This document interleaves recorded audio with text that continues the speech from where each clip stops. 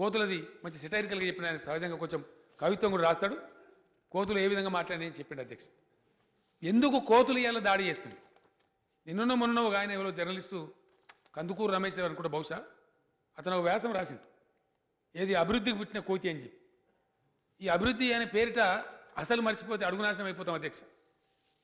కోతుల బిడద ఈ power minister అన్నారు అధ్యక్ష. తుంగతుర్తి ఆ ప్రాంతంలో కూరగాయల పంటలను ఎప్పుడో మర్చిపోయినరు.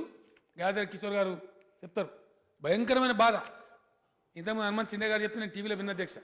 గూన పెంకలు కూడా తీసేసిపోతున్నాయి ఆ కోతులు వచ్చి ఇళ్ళ మీద పడి, ఊరి మీద పడి. ఎందుకంటే అవి ఉండే స్థలాన్ని మనం డిస్టర్బ్ చేసినాం, వాటి బతుకు తెరువు పొడగొట్టుకున్నాం. ఒక మంచి యువకుడు అధ్యక్ష, చదువుకున్న యువకుడు, పర్యావరణ ప్రేమికుడు, ఆ ఒక ఫేస్బుక్లో ఒక రోజు నేను స్క్రోల్ చేస్తా ఉంటే ఒక ఫోటో పెట్టిండు అధ్యక్ష. ఓ కోతి బొమ్మ పెట్టి కోతి దండం పెడుతుంది ఇట్లా. నేను మానవత్వంతో నడుతున్న మిమ్మల్ని అందరినీ మనుషులకు అప్పీల్ చేస్తాను అధ్యక్ష. ఆ కోతి చాలా బ్యూటిఫుల్ క్యాప్షన్తో పెట్టిండు. నేను మాకు ఇప్పటికే మీరు చాలా ధ్వంసం చేసినారు, కొన్ని వైల్డ్ ఫ్రూట్స్ అంటే అడవిలో ఉండే జంతువులు తినేటువంటి ఫ్రూట్స్, కొన్ని మేడి పండ్ల చెట్లు, కొన్ని తునికి పండ్ల చెట్లు ఇవన్నీ పెట్టున్నారు మా కోసం, మేము మీ ఊళ్ళు పెట్టి మళ్ళీ ఆడ పోతామని చెప్పి కోతి సమాజానికి అప్పీల్ చేస్తున్నట్టుగా ఫేస్బుక్లో ఒకటి పెట్టిండు అధ్యక్ష పోస్ట్. చాలా బాగుంది. నేను చాలామంది ఫ్రెండ్స్తో షేర్ కూడా చేసుకున్నా. అంటే జంతువులు ఉండేటువంటి ప్లేస్ని డిస్టర్బ్ మనం చేసినాం కాబట్టి, వాటి యొక్క లైవ్లీవుడ్ను మనం దెబ్బతీసినాం కాబట్టి అవి వచ్చి గ్రామాల మీదకి వస్తున్నాయి అధ్యక్ష. మన జీవనాన్ని అవి దెబ్బతీస్తున్నాయి. కోతులు వాపసు పోవాలంటే ఉన్న ఏకైక మార్గం అవి తినే వైల్డ్ ఫ్రూట్స్ ఉండేటువంటి ఆ ఫలవృక్షాలు మళ్ళీ పెంచితే వాటి జాగ్రత్తగా అవి పోతాయి అధ్యక్ష. లేకపోతే అవి పోవు. రసమై బాలకృష్ణ కాదు, ఏ బాలకృష్ణ కాదు, ఏ ముఖ్యమంత్రిని కూడా కాదు, తమరు కూడా ఏం చేయలేరు అధ్యక్ష. ఎందుకంటే అంజన్న కోతిని కొట్టం సంపం, అదో సెంటిమెంట్ మనకు. ఏం చేయాలా? కొండెంగలు అంటారు అధ్యక్ష, కొండముచ్చు అంటారు, కొండెంగ అంటారు. నాకు విచిత్రమైన అనుభవం ఉంది అధ్యక్ష. ఈ వీరి దగ్గరనే జరిగింది సూర్యాపేట జిల్లాలో. కోతులన్నీ సమావేశం పెట్టుకునే అధ్యక్ష, అవి కూడా తెలియపరిచేసి ఈ మనుషులు మనం ఊళ్ళో పోయి తిందామంటే తినకుండా కొండెంగలను తీసుకొస్తాను. మరి కొండెంగ మనం దాని చూడగానే భయపడతాయి అధ్యక్ష. ఇవేం చేసినాయి? ఈ కొండెంగ ఒకటే కదా, మనం చైతన్యం కమ్యూనిస్ట్ కదా అధ్యక్ష, సూర్యాపేట చైతన్యం ఎక్కువ, కోతులకు కూడా చైతన్యం ఎక్కువనే. సొంత ఊళ్ళోనే కమ్యూనిస్ట్ గాలి ఎక్కువ ఉంటుంది అధ్యక్ష.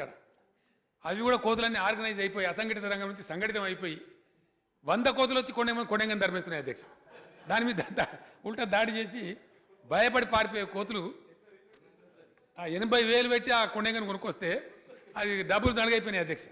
మొత్తం బంకీస్ దాడి చేసి దాన్ని ధర్మేసిన అది పారిపోయింది అధ్యక్ష, కోతుల దాడికి వశం కాక. అంటే అల్టిమేట్గా మనం కొండెంగని తెచ్చినా ఇంకోటి తెచ్చినా పని చేయది. పని చేసే ఒకటే ఒక మార్గం, అవి తినే ఫలవృక్షాలు మళ్ళీ అడవులలో పెంచాలి.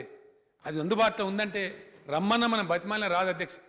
చిన్నతనంలో మనం కోతి చూడాలంటే పుణ్యక్షేత్రం పోతే యాదగిరిగుట్ట పోతే కనిపించేది అధ్యక్ష. కోతి ఏడబడితే వాళ్ళకి కనిపించేది కాదు. కోతులు ఆడిచ్చే వాళ్ళు కూడా ఉండ్రి.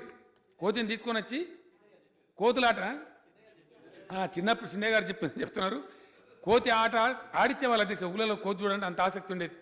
కానీ వీళ్ళు ఎక్కడ పడితే అక్కడ శేషగిరిరావు గారిని కోతులు కడితే హాస్పిటల్ పాలైందని కిషన్ రెడ్డి గారు చెప్పారు హైదరాబాద్ నగరంలో.